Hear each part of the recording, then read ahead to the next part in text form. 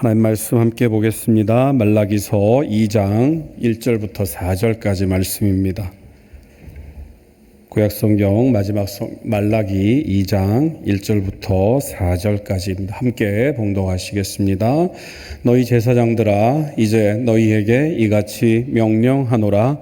만군의 여호와가 이르노라. 너희가 만일 듣지 아니하며 마음에 두지 아니하며 내 이름을 영화롭게 하지 아니하면 내가 너희에게 저주를 내려 너희의 복을 저주하리라. 내가 이미 저주하였나니 이는 너희가 그것을 마음에 두지 아니하였음이라. 보라, 내가 너희의 자손을 꾸짖을 것이요 똥 곧 너희 절기의 희생의 똥을 너희 얼굴에 바를 것이라. 너희가 그것과 함께 제하여 버림을 당하리라. 만군의 여호와가 이르노라 했습니다. 우리는 이미 1장의 말씀을 살펴보면서 그 당시 제사장들이 그리고 이스라엘 백성들이 얼마나 하나님을 우습게 여겼는지를 찾아보았습니다. 그 대표적인 표현이 말라기서 1장 6절에 나와 있는데요. 말라기서 1장 6절의 시작은 내 이름을 멸시하는 제사장들아 라고 하는 말로 시작을 하고 있습니다. 멸시한다라고 이야기를 합니다. 그래서 그 멸시하는 하나님의 제사를 멸시하고 하나님의 이름을 멸시하는 그 모습들을 우리가 이미 살펴보았는데요. 우리가 알고 있는 것처럼 제사장이라고 하는 사람들은 하나님의 말씀을 맡은 자로서 제사를 주관하는 업무를 주로 맡은 사람들입니다. 그리고 이스라엘 백성들을 향해서 율법을 가르치고 그리고 재판하는 직무를 맡고 있는 그러한 사람들입니다. 그런데 이 사람들이 하나님을 멸시한다라고 이야기를 하고 있습니다. 자, 여러분 한번 생각해 보십시오. 여기 서 있는 제가 목사로서 하나님을 멸시하는 그러한 마음을 가지고 이 자리에 섰다라고 한번 가정을 해보죠. 그리고 제 모든 삶이 제가 맡은 책무들이 하나님을 멸시하는 가운데서 나온다라고 가정을 한번 해보면 여러분, 제가 어떤 일들을 할 때 교회에서 맡은 어떤 일들을 할 때 그것이 진심이겠습니까? 아니면 거짓이겠습니까? 좀 더 쉽게 얘기를 하면 진실된 마음으로 그 일들을 감당할까요? 아니면 가식적인 모습으로 그 일을 감당할까요? 답은 뻔할 것입니다. 제가 이 자리에 서면서 진실된 마음으로 여러분 앞에 설 수 있는 이유는, 그리고 서야만 하는 이유는 제가 하나님을 멸시하지 않고 하나님 앞에서 제 온 몸과 마음을 다 바쳐서 그 하나님을 위해서 제 모든 것을 바치겠다라고 결심을 하고 그렇게 살려고 노력하는 사람이기 때문입니다. 그런데 반대로 오늘 본문 속에서 말하고 있는 이 제사장들은, 이스라엘 백성들은 하나님을 멸시하는 사람이었습니다. 그래서 그들이 하나님 앞에서 온전한 제사를 드린다라고 하면서 거짓 제물들을 올리는 그 모든 일들을 통해서 우리가 짐작할 수 있는 것은 이제 그 제사장들은 하나의 기능인으로 전락해 버렸다라고 하는 것입니다. 무슨 의미인가? 그들이 하나님을 멸시하기 전에는 온 몸과 마음을 다해서 그리고 온 정성을 다해서 하나님 앞에 제사를 드렸습니다. 그런데 시간이 흐르면서 그 하나님께서 약속하신 그 은혜는 내려주시지 않는 것 같고 그 하나님은 도저히 응답이 없는 것 같은 그런 시간들이 100년 가까이 흐르게 되면서 이제 이 제사장을 비롯한 이스라엘 백성들에게 하나님의 약속은 저 머나먼 꿈과 같은 그런 이야기가 되어버렸다라고 하는 것입니다. 하나님 앞에 제사를 드려야 하기 때문에 드리기는 하지만 그 하나님 앞에서 아무런 두려움 없이 그 제물을 속이는 그러한 일들을 하면서 이 제사장들은 그저 한낱 기능인으로 전락해 버렸다라고 하는 것입니다. 그래서 그 기능이로 전락한 그들의 모습이 어떤 모습인가? 말라기서 2장 2절이 그들을 이렇게 설명을 하고 있습니다. 만군의 여호와가 이르노라. 너희가 만일 듣지 아니하며 마음에 두지 아니하며 내 이름을 영화롭게 하지 아니하면. 방금 읽은 말라기서 2장 2절의 말씀은 하나님 앞에 제사를 속이고 그 하나님 앞에서 제사를 드리는 그냥 기능인의 역할을 담당하는 제사장들이 어떤 모습이었는지를 분명하게 설명을 해주고 있습니다. 첫 번째로 그들은 하나님의 말씀을 듣지 않았다라고 이야기를 합니다. 2절을 다시 한번 좀 보여주실까요? 만군의 여호와가 일어나 너희가 만일 듣지 아니하며, 그들은 하나님의 말씀을 듣지 않았습니다. 두 번째는 뭐라고 얘기를 합니까? 마음에 두지 아니하며, 하나님의 말씀을 마음 가운데 두지 않았다라고 얘기를 합니다. 그리고 끝으로 가서는요, 내 이름을 영화롭게 하지 아니하면. 그 당시에 제사장들은 하나님의 말씀을 듣지 않았습니다. 그리고 하나님의 말씀을 마음 가운데 두지도 않았고요. 그 삶으로, 그 행실로, 그리고 그 제사로 하나님을 영화롭게 하는 일에 전혀 신경을 쓰지 않았던 그런 사람들입니다. 그 사람들을 향해서, 그 제사장들을 향해서 하나님은 말씀하십니다. 2절입니다. 내가 이미 저주하였나니 이는 너희가 그것을 마음에 두지 아니하였음이라. 하나님께서 이스라엘의 제사장들을 향해서, 그리고 그 백성들을 향해서 경고하신 그 저주는 무엇인가? 너희의 복을 저주하리라 라고 하는 것입니다. 오늘 본문 2절을 다시 한번 보시기 바랍니다. 2절은 이렇게 기록이 되어 있죠. 만군의 여호와가 이르노라 너희가 만일 듣지 아니하며 마음에 두지 아니하며 내 이름을 영화롭게 하지 아니하면 내가 너희에게 저주를 내려 너희의 복을 저주하리라. 이렇게 이야기를 합니다. 저주를 내려 무엇을 저주하느냐? 너희의 복을 저주한다라고 이야기를 합니다. 오늘 보면 2절에서 너희의 복을 저주한다라고 하는 이 말은 너희가 받은 축복이 저주가 되도록 하겠다라고 하는 그런 의미입니다. 다시 말하면 하나님께서 이제 이 제사장들에게 형식적으로 하나님의 말씀을 쫓지 않고 그저 기능적인 역할을 담당하면서 하나님을 가벼이 여기는, 우습게 여기는 이 제사장들을 향해서 하나님께서 저주를 내리시는데, 어떤 저주를 내리느냐? 너희의 복이 저주가 되게 하겠다라고 말씀하고 계시는 것입니다. 그럼 이 제사장들이 받은 복은 무엇일까? 바로 제사장이라고 하는 그 직분 자체, 다시 말하면 하나님 앞에 나설 수 있는, 하나님 앞에 나아갈 수 있는 가장 최고의 권위를 가지고 있는 그 제사장 직분이 너희에게 저주가 되게 하겠다라고 이야기를 합니다. 하나님께서는 모세를 통해서 아론에게, 제사장의 일을 감당하는 아론에게 이런 복을 내립니다. 민수기 6장 24절에서 26절 말씀입니다. 여호와는 내게 복을 주시고 너를 지키시기를 원하며 여호와는 그의 얼굴을 내게 비추사 은혜 베푸시기를 원하며 여호와는 그 얼굴을 내게로 향하여 드사 평강 주시기를 원하노라. 제사장들이 제사장으로서 받은 최고의 복은 제사장의 책무, 하나님의 부름받은 사람으로서 하나님의 일을 감당하는 것입니다. 그런데 하나님께서는 이제 너희들이 받은 그 제사장의 직분, 그것이 너희들에게 저주가 되게 하겠다라고 말씀을 하고 있는 것입니다. 오늘 보면 3절은 그 저주의 모습, 하나님께서 그들에게 내리시는 그 저주를 구체적으로 우리에게 설명하고 있습니다. 3절 말씀입니다. 보라 내가 너희의 자손을 꾸짖을 것이요. 꾸짖는다라고 하는 표현은 우리가 흔히 생각할 때 엄마 아빠가 회초리를 들고 자식에게 이렇게 매를 드는 어떤 그러한 모습처럼 우리가 생각을 하기가 쉽습니다. 그런데요, 이 방금 읽은 3절 너희의 자손을 꾸짖는다라고 하는 이 말의 70인역의 번역을 보게 되면은 이렇게 기록이 되어 있습니다. 보라 내가 너희의 손과 발을 잘라버리겠다. 오늘 우리가 읽은 본문에서는 너희의 자손을 꾸짖는다라고 하는데 그 말씀이 가지고 있는 근원적인 의미는 너희의 손과 발을 잘라버리겠다라고 하는 뜻입니다. 다시 말하면 하나님께서 이 제사장의 직분을 너희에게 복으로 주셨는데 이제 그 제사장의 직분이 너희에게 저주가 될 것이다. 그 첫 번째로 내가 너희에게 내리는 그 저주의 실천은 너희의 손발을 잘라버리겠다. 제사장으로서 손과 발이 잘리면 더 이상 제사의 책무를 감당할 수가 없습니다. 제사장이라고 세움을 받았는데 더 이상 제사를 드릴 수 없는 그 위치에 있게 되면 여러분 그 사람의 마음이 어떠하겠습니까? 계속해서 3절은 뭐라고 얘기를 합니까? 똥 곧 너희 절기의 희생의 똥을 너희 얼굴에 바를 것이라. 우리가 알고 있는 것처럼 똥은 버려지는 것입니다. 쓸모없는 것이고 더 나아가서는 더러운 것입니다. 그런데 그 똥이 얼굴에 발라진다. 더 이상 하나님을 섬길 수 있는, 하나님의 섬김의 일을 감당할 수 없는 그러한 상태를 의미합니다. 그 결과 3절의 마지막에 보면 너희가 그것과 함께 제하여 버림을 당하리라 라고 말합니다. 똥처럼 버려질 것이다 라고 말씀하십니다. 하나님께서 철저히 너희들을 버릴 것이다 라고 말씀하고 계시는 것입니다.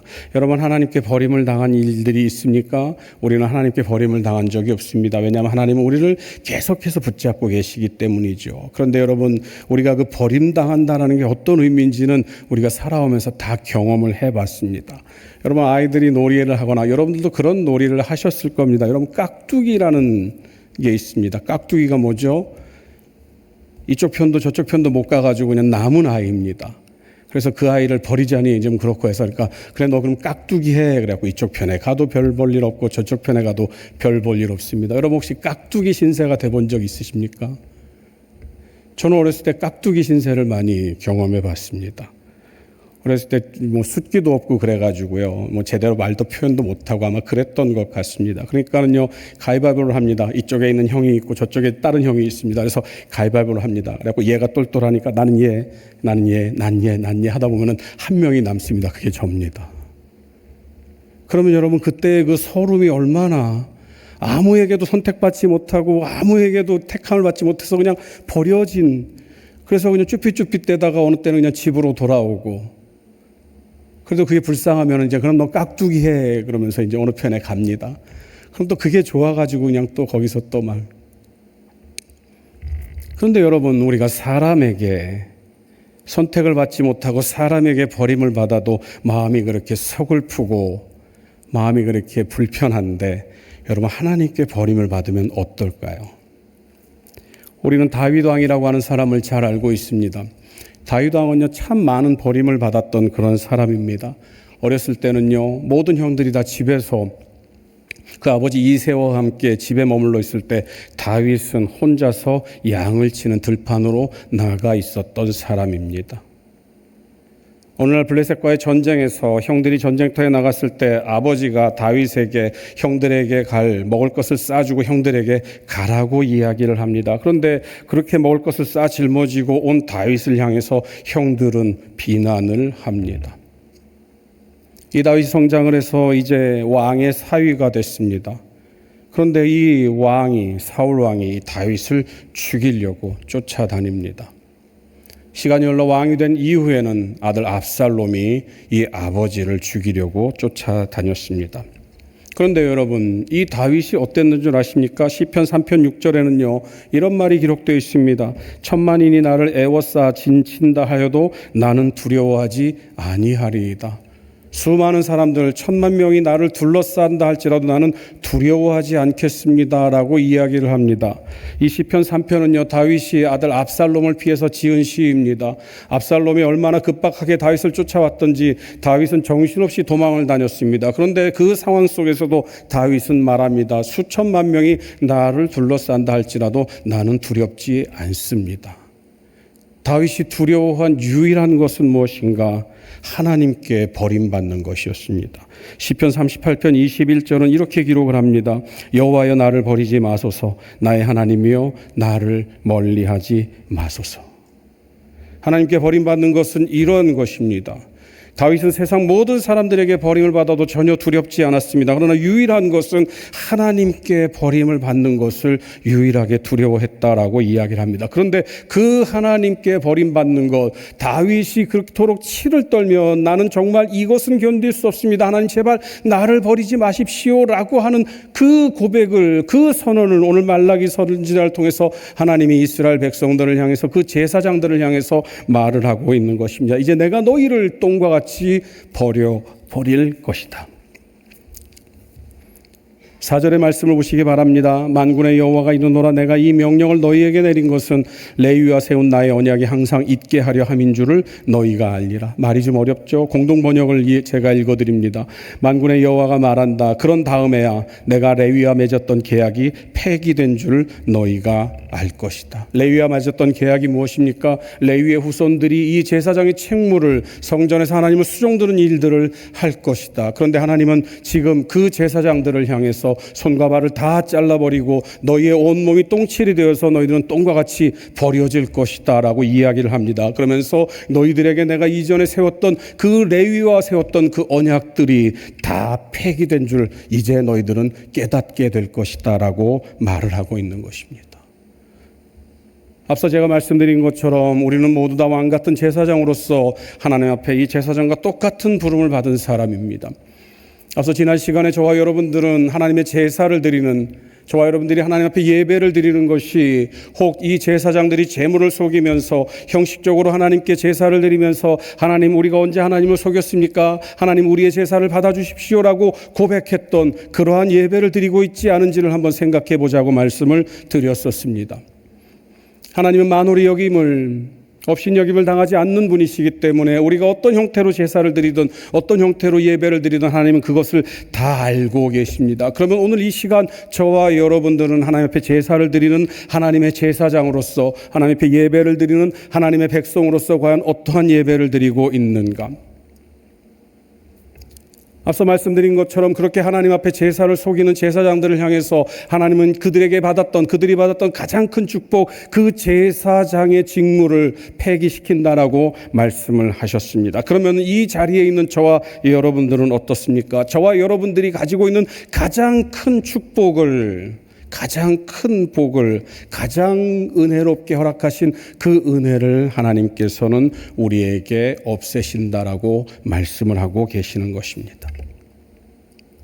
이 제사장들은 하나님 앞에서 제사를 드리는 그 책무가 하나님께 받은 가장 큰 복임을 망각했습니다. 왜요? 하나님께서 그 복을 주셨음에도 불구하고 그들은 더욱더 하나님께 다오다오하면서 하나님 더 큰 것을 내게 주십시오라고 하나님 앞에 외쳤고, 그것이 채워지지 않음으로 말미암아서 자신이 지금 누리고 있는 이 제사를 드리는, 하나님 앞에 예배를 드리는 것이 가장 큰 은혜임을 망각했던 것입니다. 저와 여러분도 마찬가지 아니겠습니까? 저와 여러분들이 하나님 앞에 간구하기 위해서, 하나님 앞에 우리의 기도를 내어놓기 위해서 우리가 이 자리에 왔습니다. 그리고 우리는 지금까지 드렸던 대로, 지금까지 해왔던 대로 하나님 나에게 이것을 주십시오, 저것을 주십시오, 그리고 이것도 주셔야 합니다라고 기도를 할 때가 많이 있습니다. 우리의 기도가 응답되지 않으면, 우리의 기도가 자꾸만 지연되면 우리는 이 제사장들과 마찬가지로 하나님 앞에 온전한 우리의 마음을 드리기보다는 그저 형식적으로, 그저 마지못해서 이 자리에 참석하며 그냥 입을 열어서 하나님 앞에 습관적으로 기도를 할지도 모르겠습니다. 결국은 하나님께서 제사장들에게 약속했던 그 은혜도, 그 감사도, 또 무엇보다도 하나님께서 주시기도 한 약속하신 그 평강도 우리의 삶에서 다 사라지고 만다라고 하는 것입니다.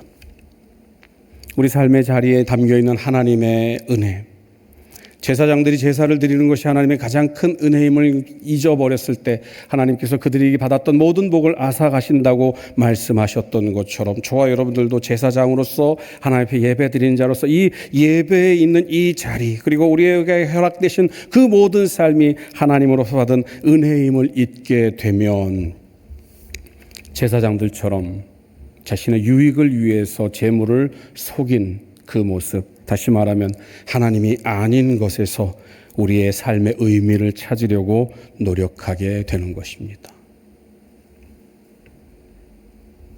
사랑하는 성도 여러분, 여러분의 삶을 한번 돌이켜보시기 바랍니다. 말씀을 준비하면서 우리의 인생은 어떻게 하면 어떻게 정의될까 생각을 좀 해봤는데요. 우리의 인생은 딱 두 가지 인생으로 정의가 됩니다. 첫 번째는요, 그냥 별 볼 일 없는 그냥 보통의 인생입니다. 그냥 늘 살아오는 그런 평범한 인생, 그런 삶을 얘기를 합니다. 그리고 두 번째는요, 우리가 원하지 않은 힘겨운 인생입니다. 그러니까 여러분 생각을 해보십시오. 우리가 누리는 기쁜 일들은요, 우리의 삶 가운데서 아주 작은 부분에 불과합니다. 우리는 하루하루를 살아갑니다. 살아가면서 우리는 맞닥뜨리죠. 우리가 원하지 않은 그런 일들을, 그런 삶들을, 그런 아픔들을 만나게 됩니다.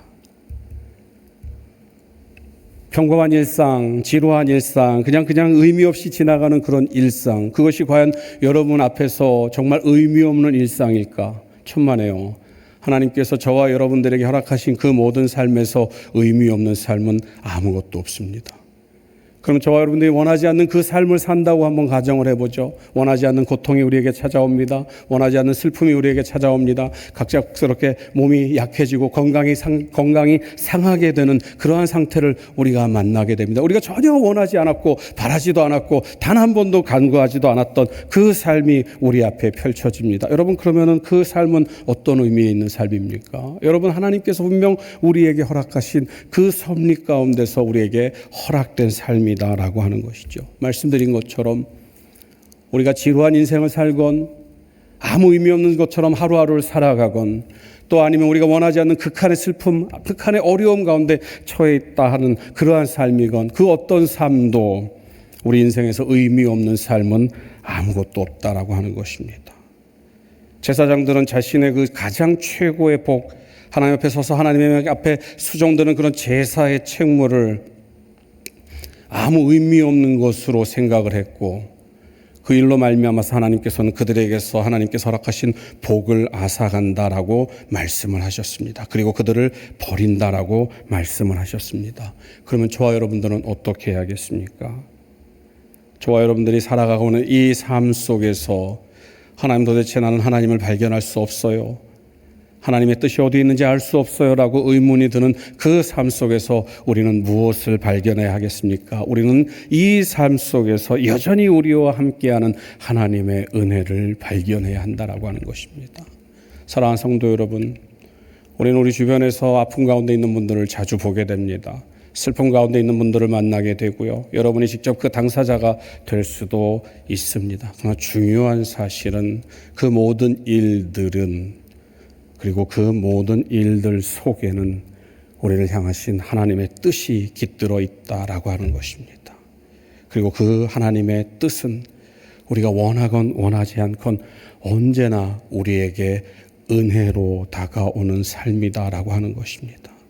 지금 당장은 우리가 그것을 이해할 수 없고 지금 당장은 그것이 너무나도 써서 당장 뱉어버리고 싶은 그런 삶이라 할지라도 그 삶은 하나님께서 우리에게 허락하신 우리의 삶 가운데서 가장 최고의 은혜의 삶이다라고 하는 것입니다.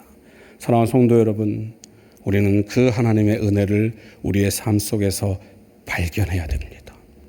만약에 여러분의 삶에서 하나님의 은혜가 발견되지 않는다고 한다면 여러분 오늘 이 시간 기도하시기를 바랍니다. 하나님, 내 이 평범한 삶 속에서 하나님의 은혜를 깨닫게 하여 주시옵소서. 여러분의 이 아픔 속에서 도저히 누구도 이 나와 같은 상황을 겪게 되면 하나님 앞에 감사할 수 없고 하나님의 은혜를 말할 수 없다라고 하는 그러한 삶 가운데 처해 있다고 할지라도 여러분은 그 삶 속에서 하나님의 은혜를 깨닫게 해달라고 기도하시기 바랍니다. 성경은요, 우리에게 거짓을 말하지 않습니다.